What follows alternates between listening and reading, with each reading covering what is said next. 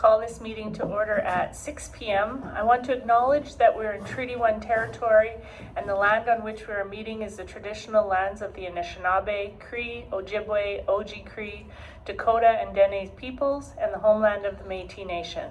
As a council and a municipality, we will continue to work on moving forward in partnership with Indigenous communities in the spirit of reconciliation and collaboration. I'll ask for a motion for the adoption of the minutes, please. Resolved that the minutes of the regular meeting of council held at Prairie Fusion Arts and Entertainment on September 11th, 2024 be adopted as circulated. Moved by Councillor Espy, seconded by Councillor Nichols. All those in favor? And that is carried. We're happy to welcome one delegation this evening. From the Brandon Public Safety Communication Center, we have a 911 presentation by Robert Stewart. If you would like to come to the microphone.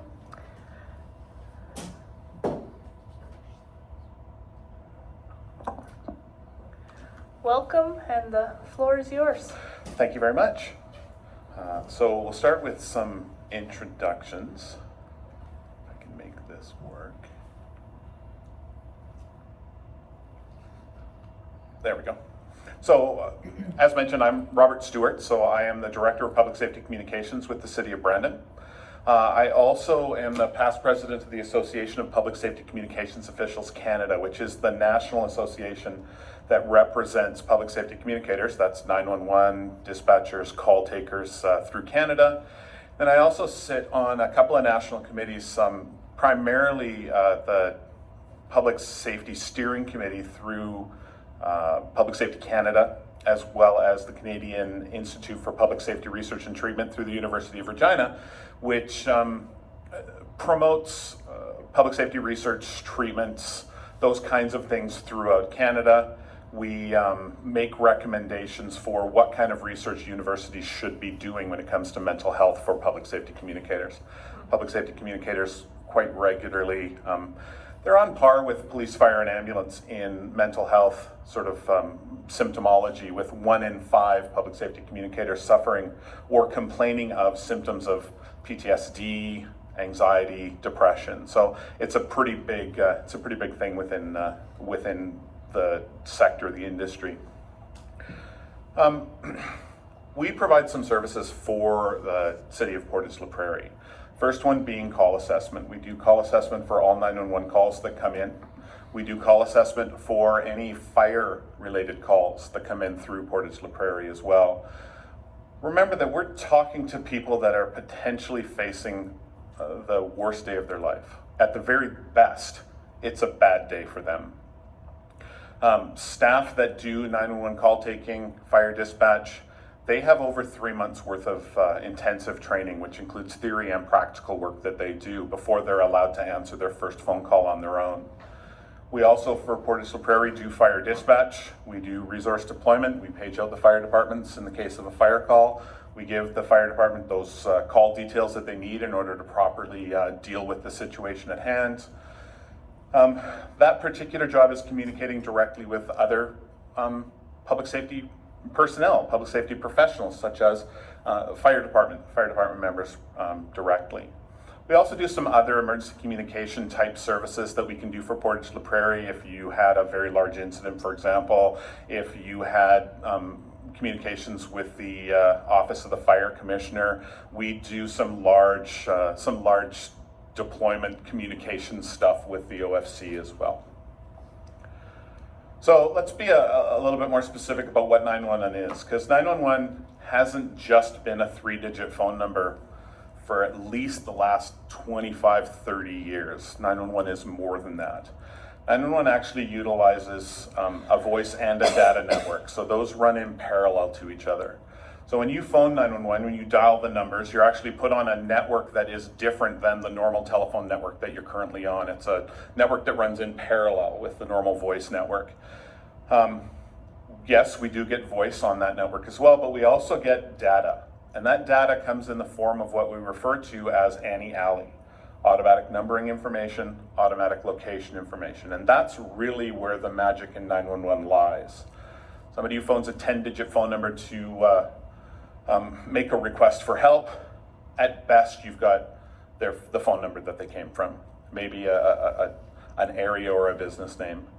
With Annie Alley, we get an actual triangulated location of where that call is. It's more than just call display. And when we take that information and we send it to other agencies, we send not just the voice call, but we also send the data network, the data information that goes to them.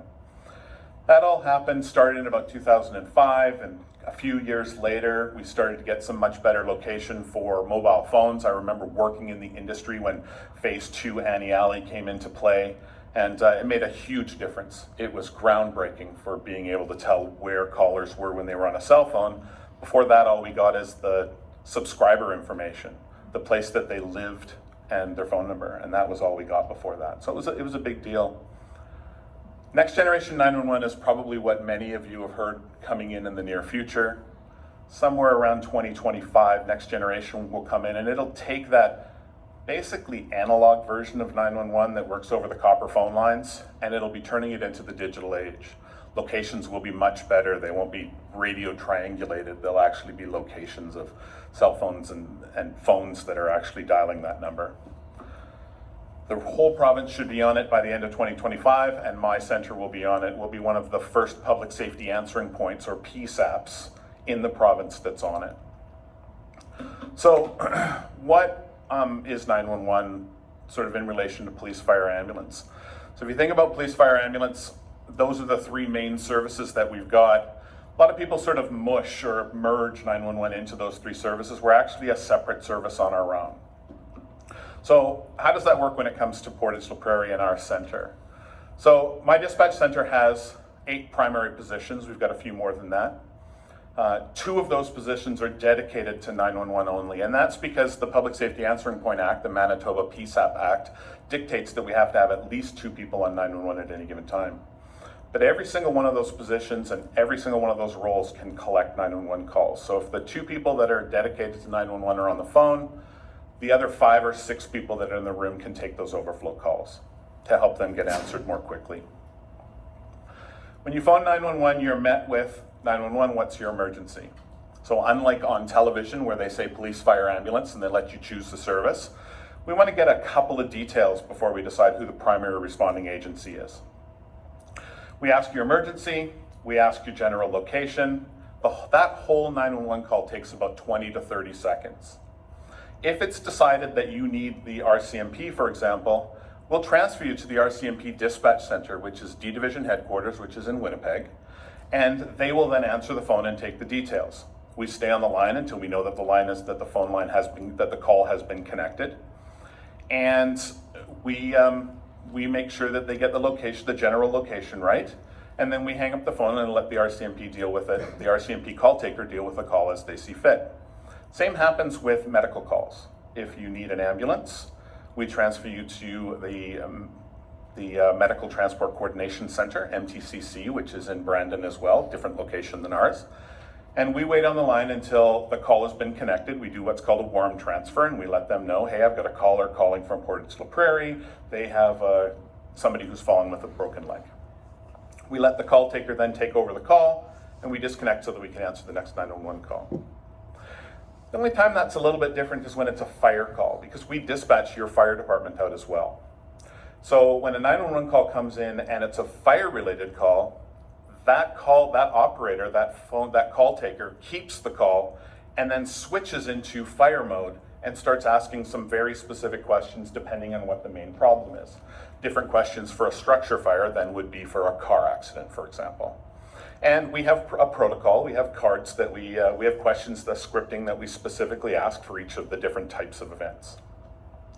And then at that point, as we're taking that call, the person sitting across from that 911 call taker taking that fire event is the one that pages out the fire department. So that when the fire department comes out into their vehicles and they're ready to take the call, all the details have been received, and we can then pass those details on right away with as sort of little delay as possible. Let's talk about Portage la Prairie very specifically here. So the graph that you can see up on the top are the number of 911 calls that we've received from Portage la Prairie for the first 7 months of the year, January through August. Total of 6,415 calls.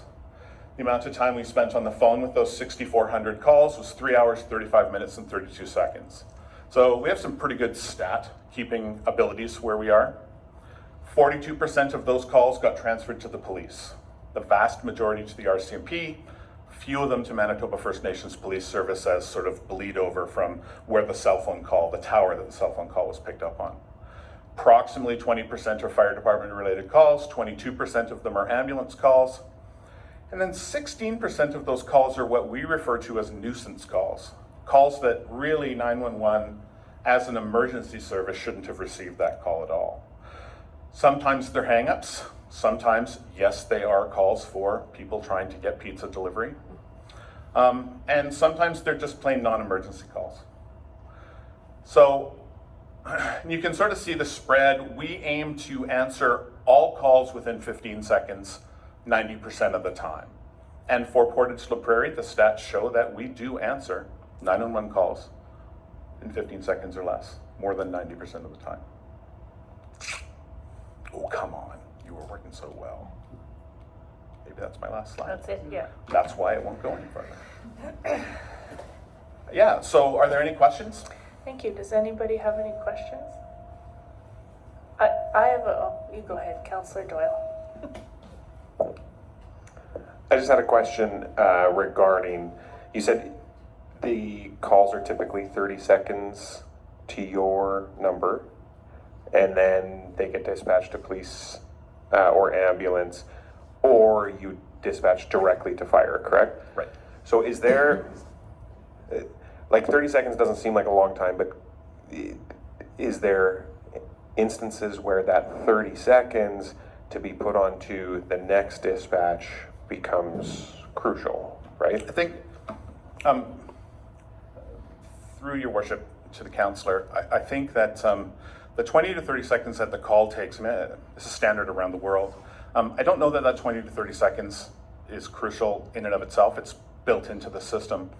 I think where you start to see the crucial part is from the time that that transfer is initiated to the time that that transfer is picked up. So for example, when I transfer a call to the ambulance service, if the ambulance service is really busy that night, they might not pick it up right away. We might sit in a call queue for a little while. Whether we're calling from 911 or whether it's a member of the public calling on a 10-digit number, it all goes into the same queue. So if the ambulance service is really busy, it might take a few extra seconds for them to answer. If the RCMP are really busy, it might take a few extra seconds for them to answer. And we see that on a busy Friday night or a Thursday night or a Saturday night. Sometimes the RCMP or the ambulance service, sometimes they take a little bit to answer. We can sit in their queue for sometimes as long as 10 or 15 minutes, depending. And so we're working with the RCMP, we're working with the ambulance service to be able to prioritize priority calls so that we can send them to a different line so that the ambulance service or the RCMP knows that this is something that's really bad. Called 911 for a broken leg or called 911 for a heart attack, for example. Do you mind if I follow through your worship to the presenter? So is in other jurisdictions, are there cases where 911 dispatches the police directly like you do with the fire department, or dispatches medical services directly? Winnipeg does it that way. So Winnipeg's 911 center is actually part of their police department. But then they transfer all fire calls and all ambulance calls to a different dispatch center in order to be able to handle that. In Ontario, for example, it's legislated that all 911 centers in Ontario happen to be police dispatch centers. In British Columbia, ECOM, which is the primary 911 answers almost everything except for ambulance calls. So it really depends on the size of your center and what services you can provide. When we talk about police departments, my center also dispatches Brandon Police, Manitoba First Nations Police Service, Morden, Altona, Winkler, St. Anne, and Victoria Beach. So when a call comes in for the police for those agencies, my call taker handles it, and we handle it internally, so there definitely is no delay upon answer. I find that interesting just in that information of, because you often hear, oh, I got put on hold, but even being able to know that you're put on hold because you're being sent to another service. So I find that interesting, so thank you for that information. Councillor Meyer. Thank you, Your Worship, and through Your Worship to the presenter, Mr. Stewart. Thank you so much for coming down and presenting to us. I only bring this up due to a personal circumstance, which I'm not talking about in this situation, but that's what brought it forefront. And I'm probably like most people out there that you think it's like on TV, you call 911, they get this little dot on the screen and everybody's there in 30 seconds. Situation that I had was a little bit different than that, and I was really disappointed with the service and the way it ended up. But I only say that to tell you this, is once I understood exactly how the 911 system worked, my attitude changed, and I was actually very impressed with the level of service that we were actually able to receive through it. So it kind of led me to believe that I'm probably not the only person specifically within our community that used to think that same way. You call 911, they answer, they respond, they're there in 30 seconds, Bob's your uncle, right? Wasn't until I felt that maybe we needed to educate our citizens a little bit better to understand how that system works. I know you threw out the stuff that, hey, we're not here, how to cook a turkey, or what time does the movie on Netflix start, which I'm sure does actually happen. But I think it's important that as a council, specifically in our community, and I'm sure, of course, other communities, that we educate our citizens on how that 911 system works. Because the number of conversations that I've had with people since that episode was of the same mind. I was able to hopefully change that a little bit because I understood how the system worked due to the position that I happen to be in.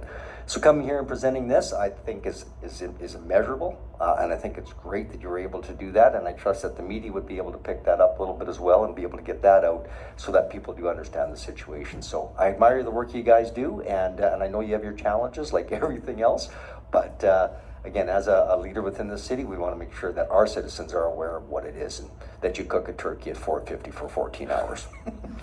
Thank you very much. Thank you. That was all, Your Worship. Thank you. Anyone else? Just again, thank you for coming. We appreciate the information, and we do know that our local media will help us disseminate some of that. But I'm also very glad to hear your work with mental health and your people that you work with, because I do know, and I think I heard a stat one day about how often fire, police, or they're on the scene of things, and so they kind of sometimes see the finish of an incident, right? Whereas 911 callers or people taking those calls don't actually see the finish of things and have to sit with that. So I commend you on working with that and improving things for your employees. So thank you. Thanks.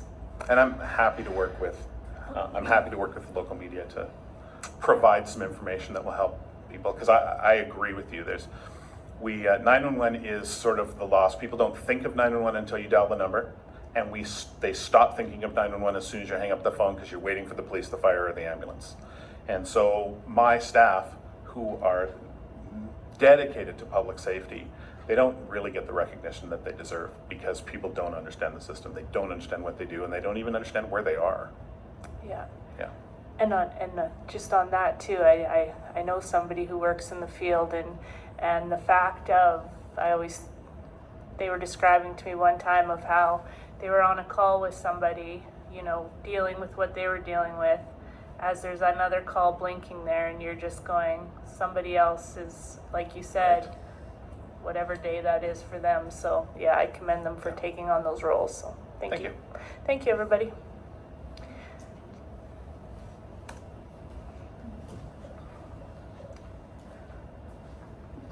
Okay, we have no public hearings this evening, so we'll move into Finance, Legislative, and Property Committee. Councillor Massey. Thank you, Worship. Finance, Legislative, and Property Committee has no report for this part of the meeting. Thank you. We have City Planning and Economic Development Committee. Councillor Meyer. Thank you, Your Worship. City Planning and Economic Development has nothing to report at this point in the meeting. Thank you. Community Services Committee. Councillor Espy. Thank you, Your Worship. The Community Services Committee has nothing to report.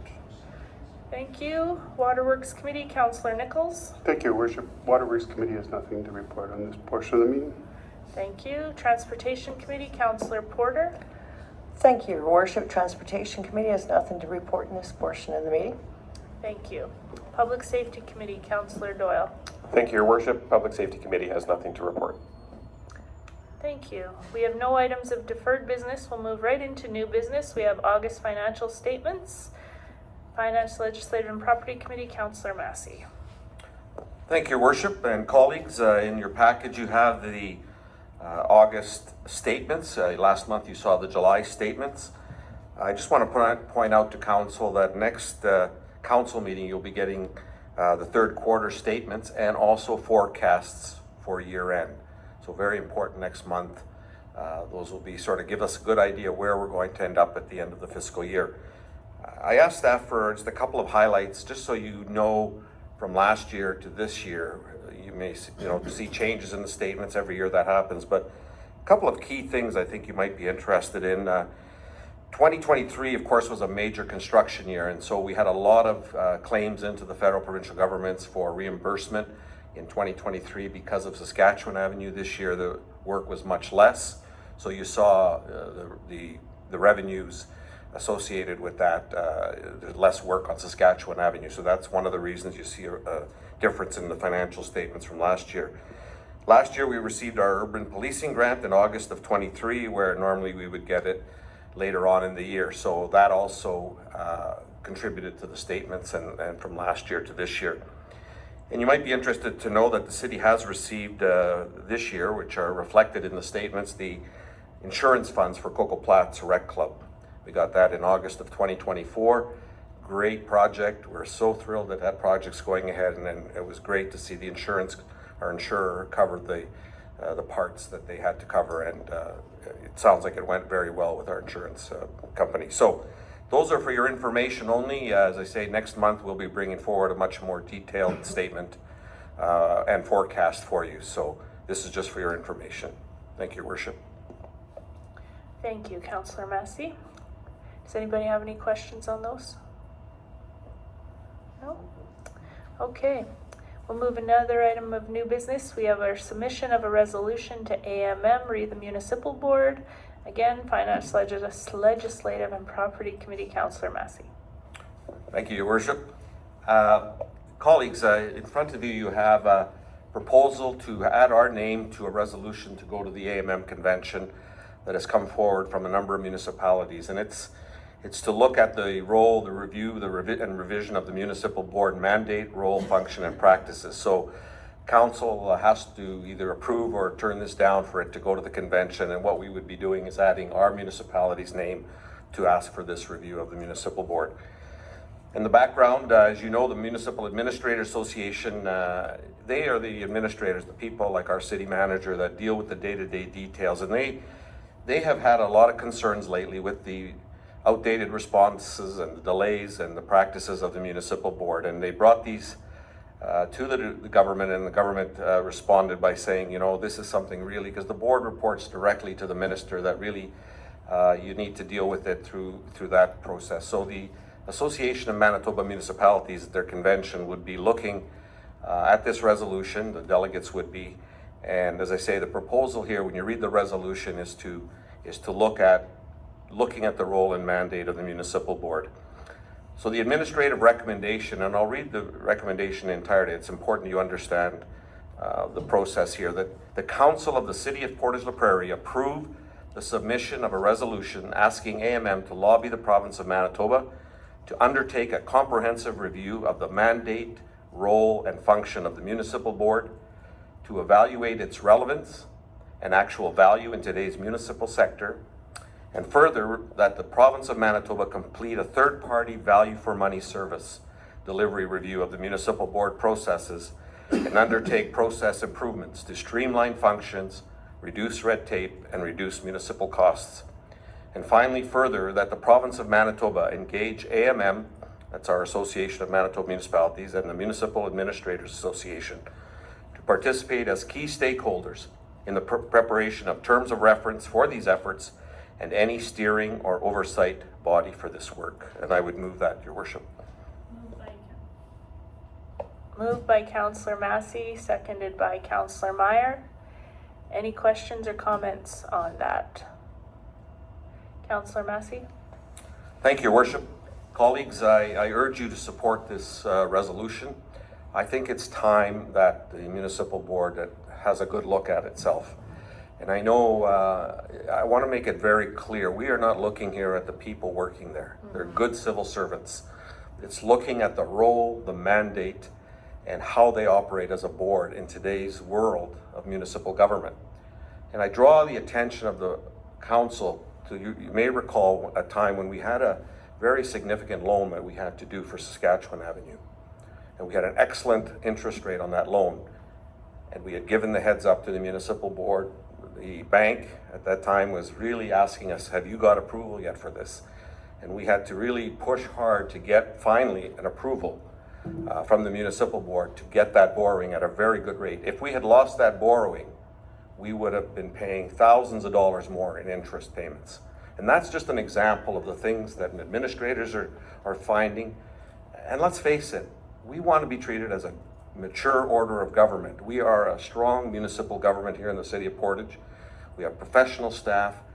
And as I say, this is not about the people. They're doing their job there, but it's the role, the mandate. And I think when I was at the association, we did a review with the municipal board, but it was internal. And I think it's time that a third party have a look at this organization, streamline it, look at their mandate. Maybe they need more resources. But in this day and age, when we want to grow the economy, we want to be a responsible government with the province. And the delays, and I've heard about many of them as well from my previous work with the association, we want to make sure that we grow our economy, and we need the tools to streamline things at the municipal board. As I say, this is not to be critical of any of the staff, but just to say, let's do a third-party review and see if the practices and the regulations and the act is still relevant for us as municipalities. So I really want to see this resolution go forward to the convention. I think it would send a strong message to the government that there's concerns out there. And as I say, I think it would be all bodies of government should have a review from time to time. And I think the municipal board, it's time they had a review like this. So I would urge support of this resolution, Your Worship. Thank you. Thank you. Any other comments, questions? Nope, I'm in complete agreement with you, Councillor Massey. So all those in favor? And that is carried. Excellent. We have one more item of new business, August building reports from City Planning and Economic Development, Councillor Meyer. Thank you, Worship. Just following on the tail of economic development within our community, as we know, the building reports, of course, give us a bit of a idea of the direction where things are going. So just a couple real quick clarification before I move forward, and through your worship to our executive director of planning, sorry, not executive director, but our to general manager of the planning. Just I see a couple of values in the combined totals that are zero. I'm just going to trust that that is probably a clerical error. Mr. Gessel? Did you hear the question? Yeah.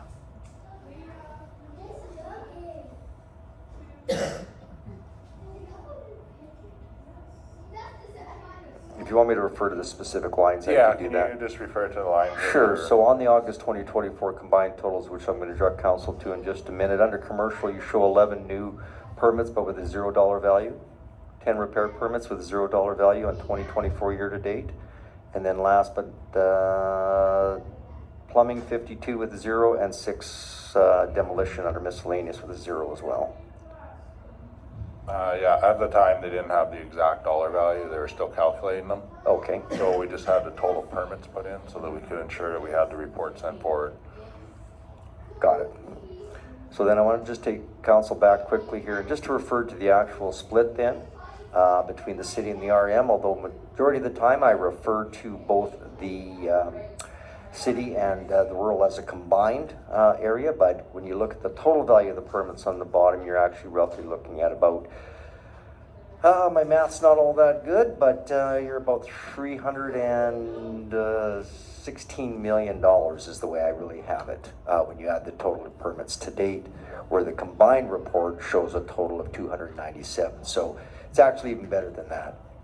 So the only thing I wanted to point out with that information in mind is that you'll still see that for last month, there's still a number of repair permits that are going forward. So it just shows you the trend. People are starting to put dollars back into their houses, into their residential homes and so on. And I just also want to point out and maybe the media can pick up on this, that anybody that is doing a repair to a home, whether it be structural or adding a deck or doing something like that, please reach out to the planning district in order to see whether or not you do require a permit.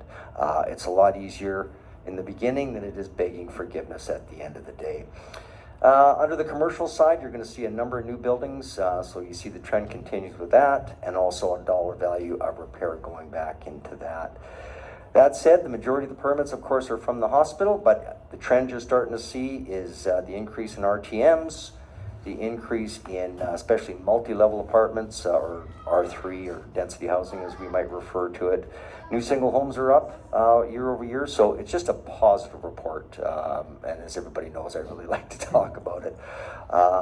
And I just want to thank, again, when you look at the number of permits, 224 this year, over 190 last year, insurmountable work that's done by both the planning district, Pred, our investors group, and everybody to the like. So congratulations to everybody involved, and we'll see what the end of the year looks like, because I know it's not over yet. Thank you, Your Worship. Thank you. Any questions on that? Anyone? Oh, good. Okay, we have no items of old business. We will adjourn council at 6:31 p.m. And I'm just gonna take a quick. Okay, we'll call committee meeting to order at 6:32 p.m. We'll move into Finance, Legislative, and Property Committee. Councillor Massey. Thank you, Your Worship. Finance, Legislative, and Property Committee has no report for committee this evening, but I do have a question for administration. Okay. Thank you, Your Worship. To our acting city manager, I just wanted to know if you could give us an update on our, of course, City Hall has been closed. We have a lot of repairs for accessibility going on.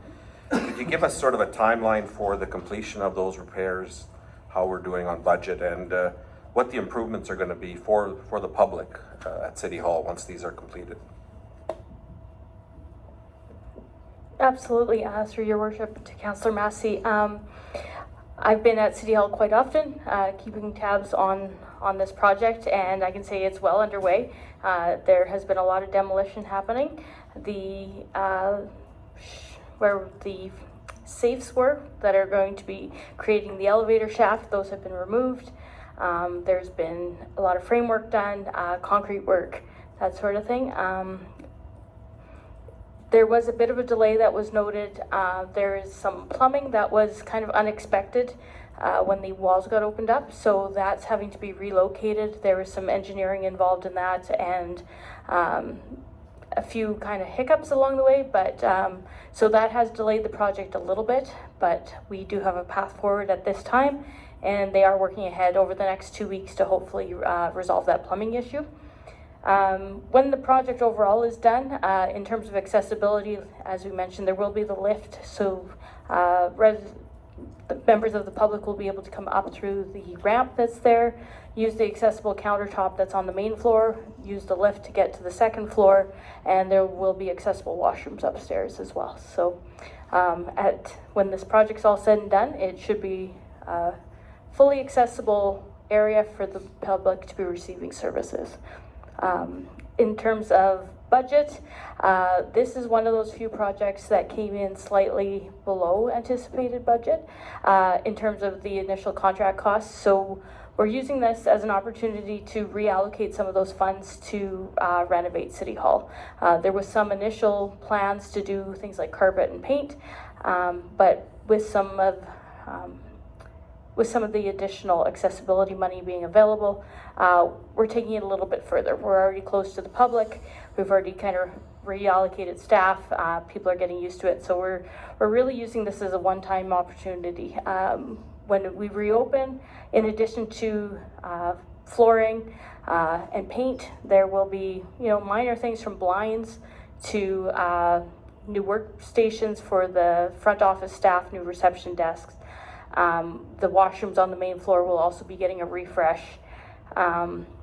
Some of the areas where the drop ceiling was brought down, we're trying to lift those up to re-enhance the original architecture and heritage characteristics of the building. So the overall goal is bright, neutral and timeless in a way to keep it so that if it is another 20, 30 years down the road, it won't look like it was stuck in that time period. We'll be able to do some minor refreshes.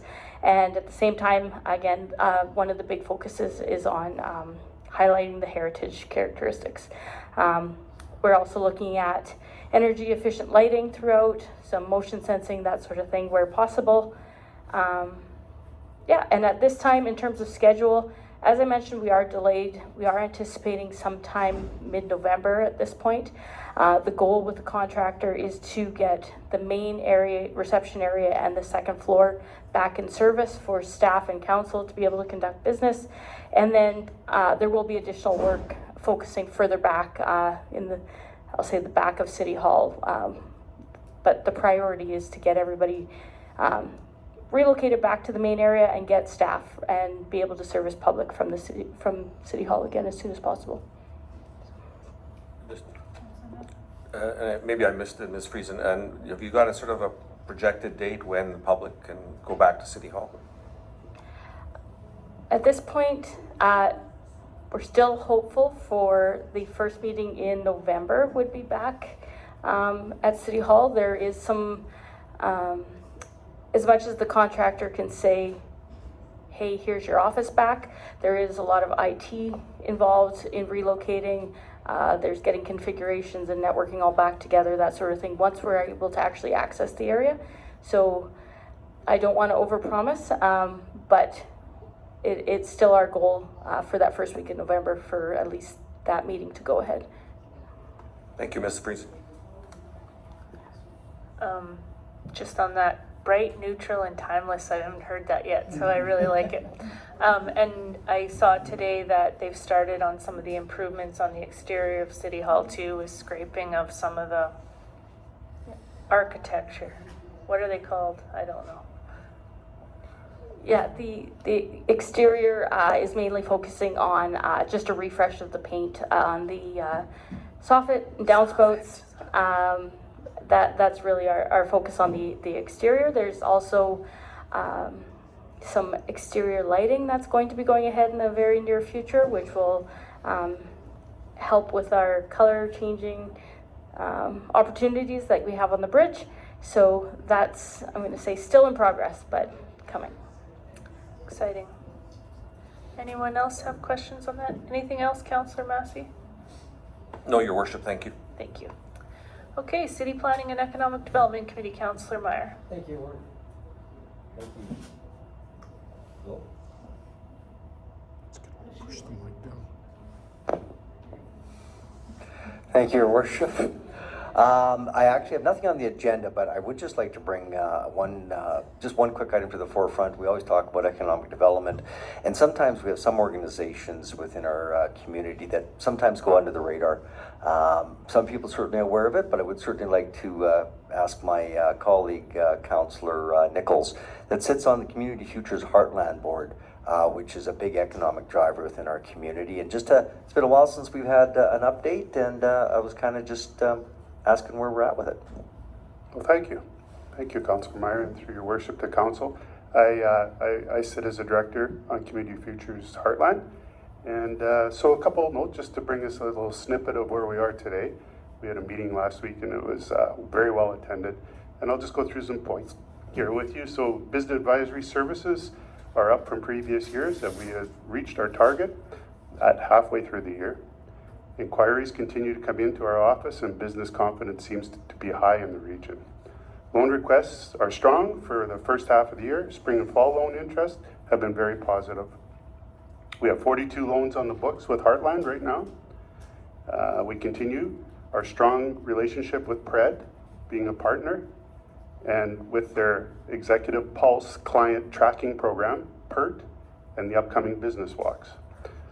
We are embarking on strategic planning process in November with our organization. We're looking forward to that. Now, there's a little bit of, and these are my notes and notes that were shared with me. Last week at our meeting held down in Winkler, we toured 4 delegates from the Community Futures office in Swift Current, Saskatchewan, and interesting, and around Portage, and they were amazed at the development and progressive attitude of Portage. Their city has not grown in many years, and and for a similar size as Portage, they have very little for commercial activity. The partners that Portage has fostered was eye-opening for them. The resources such as rail, highway, water, both consumption and waste cleaning and development, ready land was another point of envy for them. Overall, they were very impressed with the city and the amenities it offers to our residents. A big thank you to Eve from Pred for being the wonderful tour guide that evening for those folks from Saskatchewan and those piece of our committee members. So thank you, Eve.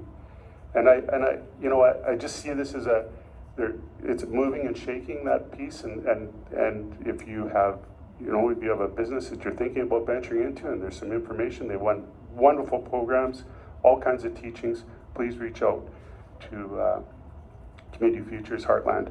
And I might just add, the staff that are employed there are doing such a wonderful job, and they're so welcoming, and they've been very, very busy. So I wonder if that helps you, Mr. Meyer, Councillor Meyer, for where we are today with Heartland. It's going very well, thank you. Good, and through your worship to Councillor Nichols, thank you very much for that. And I also just want to point out that, of course, it is a program through Western Diversification, and they do have a body of dollars that are available to entrepreneurs, maybe as a second source of financing, but they work well within our community, and certainly work well with Pred, who's done an amazing job on that. And it's just another source of funding, and they also do, of course, business planning and so on. So any entrepreneur in the community of Portage, and obviously their entire area, but I'm a little myopic about Portage, but in the entire area that do want to maybe look at that, certainly reach out to them. And as Councillor Nichols said, they do a fantastic job. Thank you so much for the update, Councillor Nichols. Thank you. I'm happy to hear about Swift Current's time here, because on Wednesday we have people from all of Manitoba coming with the Manitoba Chamber of Commerce tour. So hopefully they're just as impressed with our city as well. So exciting. Okay, Waterworks Committee. No, Community Services Committee, Councillor Espy. Thank you, Worship. I don't have anything to report, but I have a couple of colleagues that would like to be called upon. So through your worship, I would like to start with Councillor Meyer. Through your worship, thank you, Councillor Espy. I just wanted to bring up, originally we had talked about the public art piece that was originally set to be unveiled on September the 21st. And just due to some technical issues, we were a little bit delayed. We were not able to be a part of the planned events that went on that day, and I forget the name, but I know that they were able to continue going on, and actually they moved to the, I believe it was the Gillespie Center, if I'm not mistaken, right here, and that was very, very well attended. But I just wanted to point out that everything is now on track for hopefully a September 30th launch during Truth and Reconciliation or Orange Shirt Day, or National help me out here, National School Residential Museum Day. It's Truth and Reconciliation. Truth and Reconciliation Day. In a bucket. So just anybody listening, keep an eye open for that announcement for the unveiling, and we certainly would like to see as many people as we possibly can, because it will be the most substantive piece of public art within the city of Portage la Prairie. Thank you, through your worship, to Councillor Espy. Exciting. Councillor Espy? Thank you for that. Through your worship, I'd like to call upon Councillor Massey. Thank you, Councillor Espy, and colleagues, your worship. Quick report on the library board. I know you haven't heard from me lately on this one, so I thought this was a good day to bring it forward. But I do have one very important issue to raise about the library board. We've undergone our budget process for the coming year, and certainly things are getting tighter at the library board. As you know, when the board was changed, and since that time, and I think a few years prior, there has been no increase to the library board. So we've worked hard to keep costs manageable, but things are getting tight, and I know our library director will be coming to council with a presentation to outline the needs of the library, but of course our council will make the final decision on any budgetary items. But I just wanted to let you know we're doing everything we can to keep the dollars that we have used as efficiently, but you know, things like books have increased in cost. Minimum wage has gone up the last little while, so our costs as a library are going up. So look for that presentation from our library director during budget time. The other thing I just want to report on, your worship, is I didn't get a chance last meeting. But I did represent mayor and council at the Hoop and Holler and brought greetings, and it was really appreciated that the city was there. As you know, they do one in the RM and they've done a show in the city. Our beloved Councillor Meyer is the MC at that. And I know he's not there as a councillor, but he did a great job, and we had a lot of fun that day, just listening to the music and enjoying a very nice afternoon. But I was pleased to bring greetings there on behalf of mayor and council. And lastly, I just want to recognize, and it's not for the golf, but I just think it's important we recognize organizations who put on golf tournaments and we attend them as a council, that the work they do is really the issue, not the golf. It's the work they do. And I want to acknowledge, of course, Central Plains Cancer Care. The golf tournament there was outstanding. It was a great event and very well attended, and the great work that Central Plains Cancer Care does. And of course, Citizens on Patrol as well, a golf tournament. A number of us were there, and the great work that they do. Councillor Doyle, of course, always champions that group and the work they do. So, as I say, we get invited to a lot of things, and it's nice to golf and spend a relaxing day, but it's really the issue is what the dollars raised from those groups and what they do for our community. So the only other report, Your Worship, is I think it's really important. I should have mentioned it last, and I know Councillor Nichols brought greetings at this one, but it was such an emotional kind of evening. It was the Ukrainian Independence Day. And it was such a great event, and Councillor Nichols did a great job bringing greetings, but just to see that community come together in light of what's going on in the Ukraine. And I was pleased to be there and see just the people there and their commitment to their country and freedom. It was quite exhilarating. So I just wanted to make council aware of those few other events. Thank you, Your Worship. Thank you. We better shout out the Portage Terriers and the United Way Golf too. Did I miss anybody? That's it? I know, it's good, but I agree with you, Councillor Massey. They do a lot of work to put these on, so. Councillor Espy, can I bring something up if you're under your portfolio? Well, I can't exactly say that. So today is the start of Truth and Reconciliation Week in our community and our school divisions, and so today I actually had the opportunity with Chief Smoke. We were invited to come talk to the Indigenous Academic Achievement groups. They invited all of students in the schools who wanted to attend, and we were in the multi-purpose room for 2 different periods and probably spoke to probably up to 100 students about our reconciliation ceremony at Dakota Plains, and we talked about our moving on with economic development together, and it was just a great opportunity and a great way to start off Truth and Reconciliation Week. So just wanted to make you all aware of that. Thank you, Councillor Espy. Okay, Waterworks Committee, Councillor Nichols. Thank you, Your Worship. And through Your Worship to everyone here tonight, I do have something for Waterworks Committee to bring up, and I'm quite proud here to let you all know and the public know that last week, and I'm going to read this verbatim because I think it's very important. There's some carry-on that's going to happen here.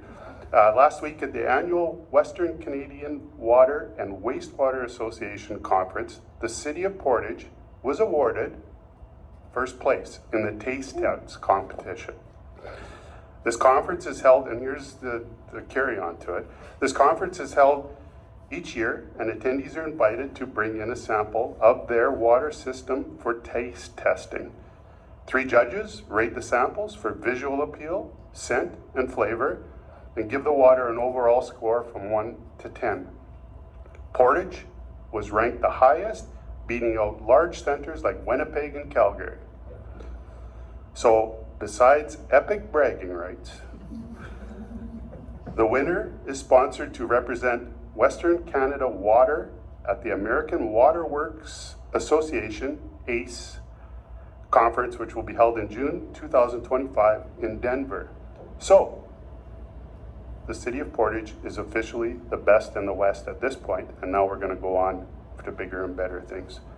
I'd like to, this is kind of heartfelt too, because I know that the work that goes on at that water treatment plant is huge, and they take a lot of pride in their work, and it's quite evident in the reports I see and I mean, it's lead, but it's also, lead at the plant with Jared and Ben the operators of the plant, and of course our wonderful maintenance staff and operations staff that keep that place and tend to the needs and what they need.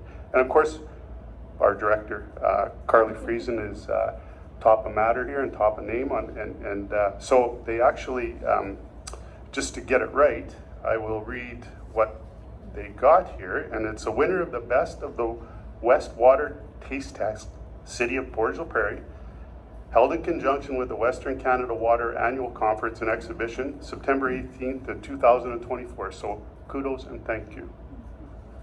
And we'll put that up on the wall. Thank you. So we decided we're going to do something a little special tonight. That's why you have water in front of you.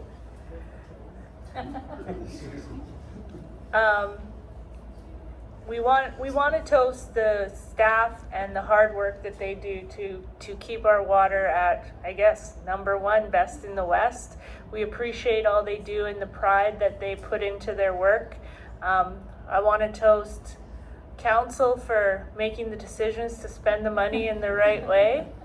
And also, I want this toast to be in memory of former councillor Wayne Wall, who, for any of us who knew him, knew how much he made you really care about water. So I think that's helped us with making decisions around this table. And to Councillor Nichols, in your new role in Waterworks, I think you've made Councillor Wall proud, and you definitely keep us going in that direction. So thank you. So cheers to the best in the West.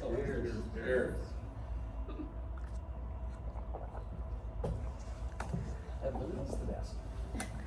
Delicious. Okay.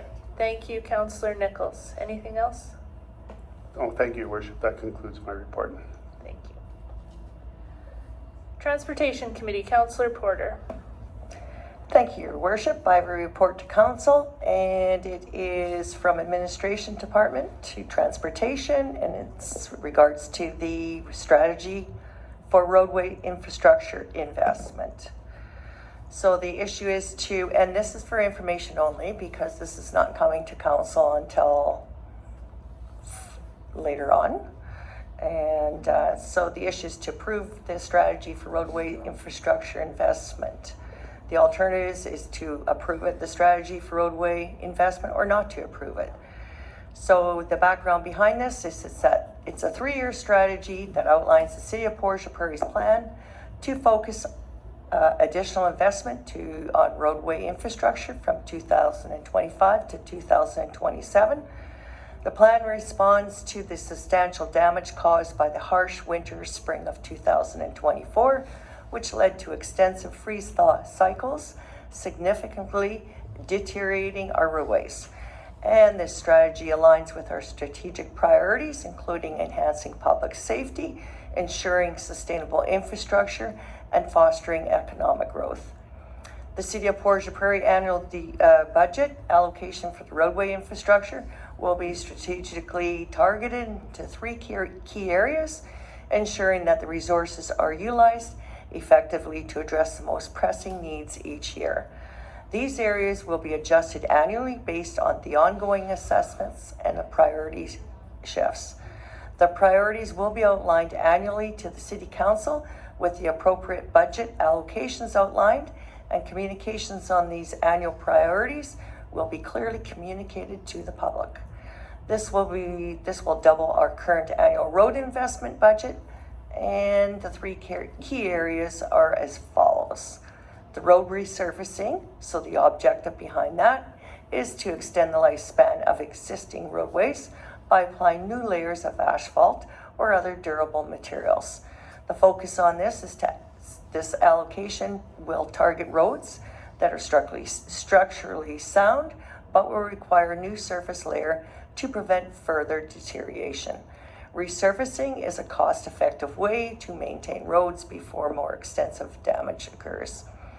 And the annual adjustment, the amount allocated to resurfacing will be adjusted based on the condition of the roads identified through regular assessments. Number 2 is road reconstruction. The objective here is to rebuild severely damaged or outdated roadways that cannot be maintained through resurfacing alone.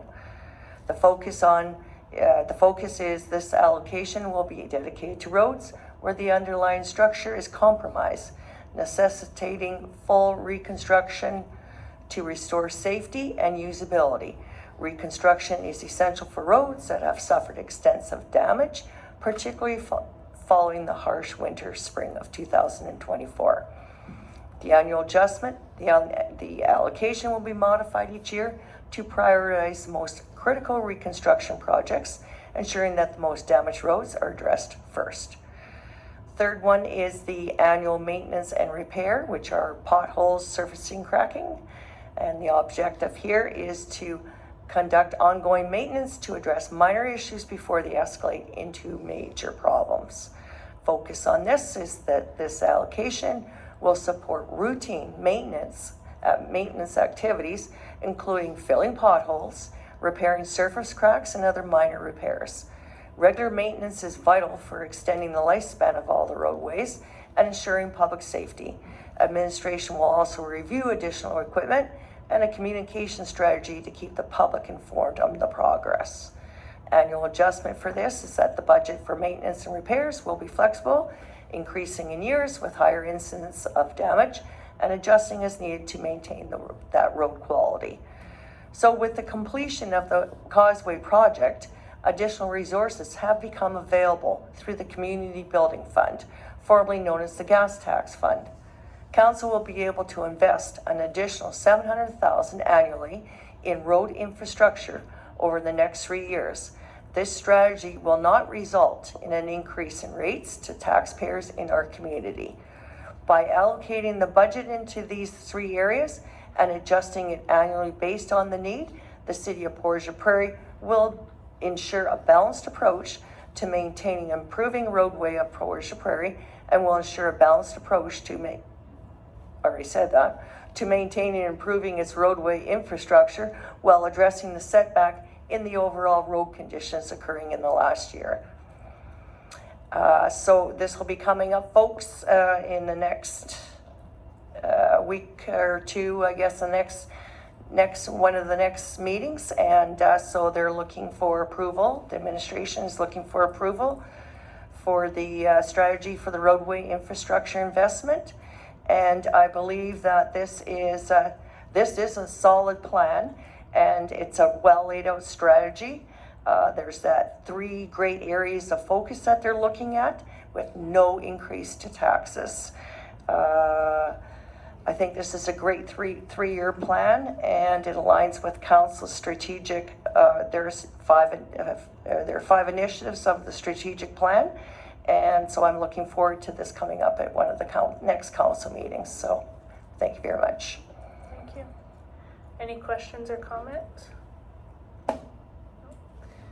I do hope that citizens pay attention to this and have a look at it prior to it coming up at council, and if anybody has any feedback. But I do know that this was certainly something we heard about from citizens as to what we were doing about our roads, because it's been an issue here just like the rest of our southern province. So hopefully they will see that we're coming up with a plan and using funds wisely, and we'll see improvements. So look forward to seeing it at the next meeting. Thank you, Councillor Porter. Okay, Public Safety Committee, Councillor Doyle. Thank you, Your Worship. Take a deep breath because I have a lot to say tonight here. No, first and foremost, I just want to make an announcement with regards to this COPP program.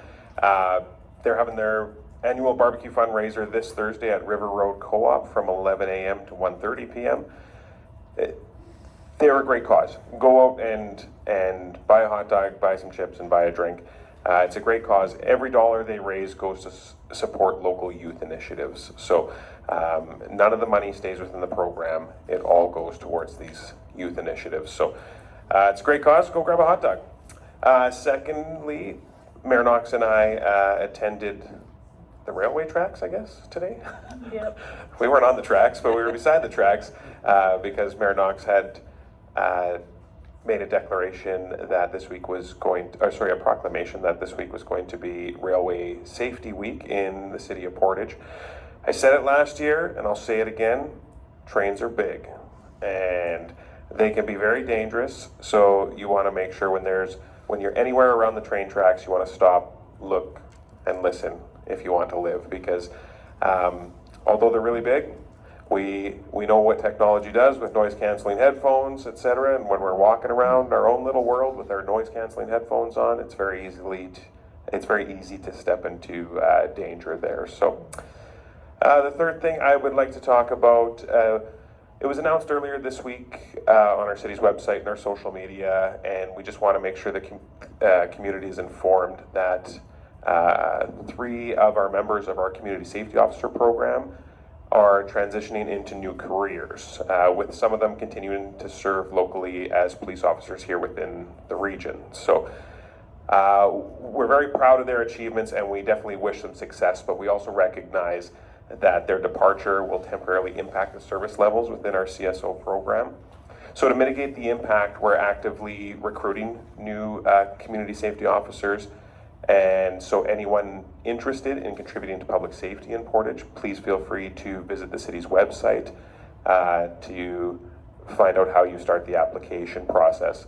Our community safety office will remain open, and our phone line will continue to operate, and we're coordinating closely with the RCMP to address any service gaps so we can maintain the safety standards during this time. So please stay tuned to our social media page for more updates. And as a city, we really appreciate your understanding and patience as a community as we work through these changes. So stay tuned. We're going to get some new officers on board, and we're going to move forward with this program. And last but not least, last week I had attended the Safety of Our Cities conference. This is a North American-wide conference. It's its second year in existence. Last year it started in Edmonton, and this year it was in Mississauga, Ontario. And so Brad Bailey, Fire Chief Brad Bailey, who's also the Director of Public Safety, him and I went, and it was hosted by the Peel Regional Police. So the one thing that stuck out to me about the crowd there is, for the most part, it was police and social services.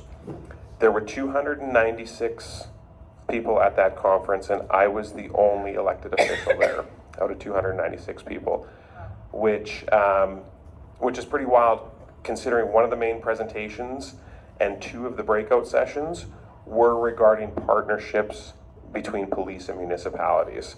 So to not have one side of the coin there was pretty staggering. And I met a lot of people because I'm a city councillor, and I was the only one there. So a lot of people came up to me, asked me a lot of questions with regards to our relationship with our local police, and it was just pretty wild to see all these presentations without any elected officials there. So it was attended by police chiefs from all over North America: Edmonton, Albuquerque, Dallas, Miami, Toronto, Nashville. You know, there was people from all walks of life there.